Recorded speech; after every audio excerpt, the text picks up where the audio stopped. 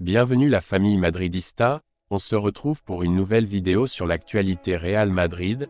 Le Bayern et le Real Madrid abandonnent tout pour le Bernabéu. Rejoins la chaîne, en vous abonnant pour rater aucune de nos nouvelles vidéos. Je vous partage tous les infos du Real Madrid chaque semaine. N'hésitez pas à vous abonner en activant la cloche de notification pour suivre toutes les dernières informations du Real Madrid. Je vous dis tout, on commence. Le Bayern et le Real Madrid abandonnent tout pour le Bernabéu. Vinicius, doublé, un sur penalty, a marqué pour le Real Madrid et Sané et Kane, sur penalty, ont marqué les buts du Bayern. Le Bernabéu désignera l'un des finalistes de la Ligue des Champions. Le Bayern et le Real Madrid ont été à égalité lors du match disputé à Munich. Un duel dans lequel les deux équipes ont eu leur moment. L'équipe blanche a pris l'avantage. Les Bavarois sont revenus au bout de 4 minutes et Vinicius a marqué un penalty pour marquer le match nul final qui laisse tout ouvert pour le 8 mai prochain au Bernabéu. Le début du match a montré que le Bayern, c'est beaucoup de Bayern et plus encore, quand il joue à la maison. Il n'y avait pas, après une minute quand l'U1, il a évité le 1-0 de Sané. Un avis de ceux qui attendaient un Real Madrid, qui, apparemment, n'est pas. J'attendais ce début de match, et s'il s'y attendait, quelque chose n'allait pas. Cela a fonctionné dans l'équipe blanche. Ancelotti a perdu tout le des duels individuels, était incapable d'avoir le ballon et il vire Neuer de loin, très loin. Le Bayern, avec un football agressif et direct, venu avec facilité incroyable pour la région de l'U1. Milieu de terrain du Real Madrid, c'était comme quelqu'un qui rêve de gagner la loterie, une illusion.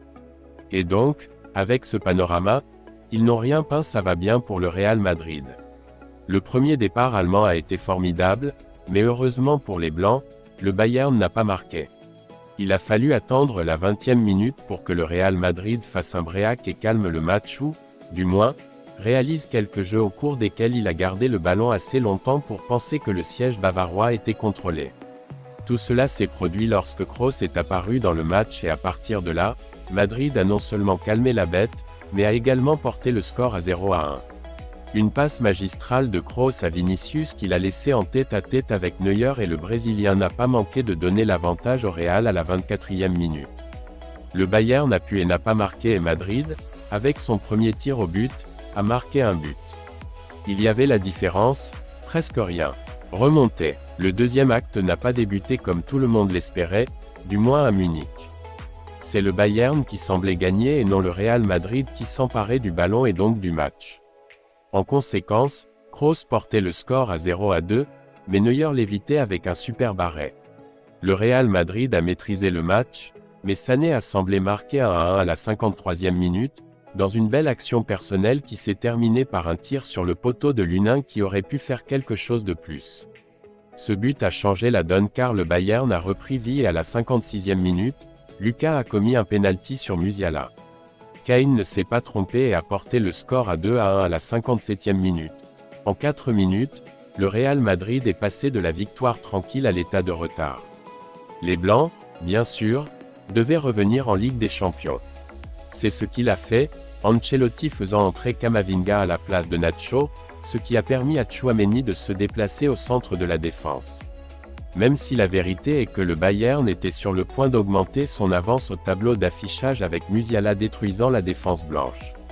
L'entraîneur blanc souhaitait réactiver son équipe en supprimant Kroos et Bellingham et en faisant venir Modric et Brahim. Coïncidence ou pas, Vinicius a eu le 2-2 que Neuer a évité, mais il n'a pas manqué d'inscrire un penalty à la 83e minute. Un penalty maximum que Kim a commis sur Rodrigo, après une action de Vinicius. Un match nul dont aucune des deux équipes n'était satisfaite, car elles ont arrêté de spéculer et ont cherché à marquer plus de buts. Malgré les tentatives des deux équipes, le tableau d'affichage n'a pas bougé et tout se jouera au Bernabéu.